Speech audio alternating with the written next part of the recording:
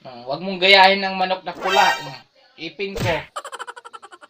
Plano mo naman nga itukain yung ipin ko. Huwag mong gayahin yung manok na pula. Nagpagiwang-giwang, ha? Matalo tayo niyan.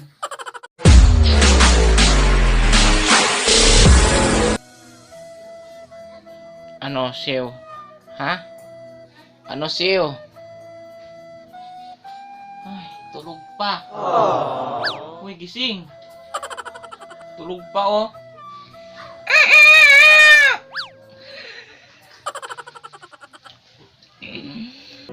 At ngayon, nandyan ka na.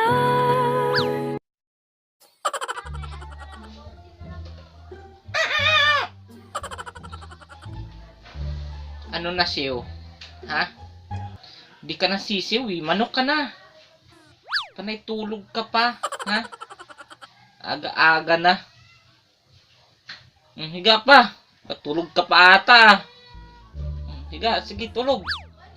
Tulog. Tulog pa, oh. Buti pa yung ibang mga manok. Naghahanap na ng pagkain. Ikaw ay nandito ka lang sa kwarto. Ano ba klaseng manok ka? Meron ka pang pa-alarm-alarm. Hindi naman nagamit. Pinagplanuhan mo naman yung ngipin ko. Baka totokain mo naman yon. Oh, ngayon mo pa pina-alarm yung alarm mo. Oh, sige.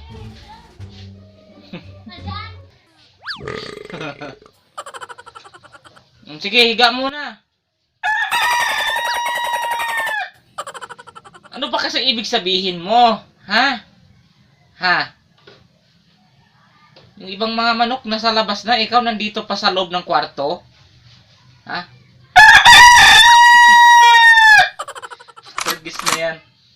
Pinagplanuhan mo naman yung ngipin ko, ha? Yung ipin ko? Ano?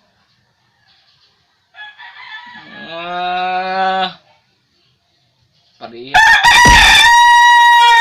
Hindi mo pina-alarm yan. Ayan, hindi tayo nakapagtrabaho kanina. Aray! Bakit ba kasi?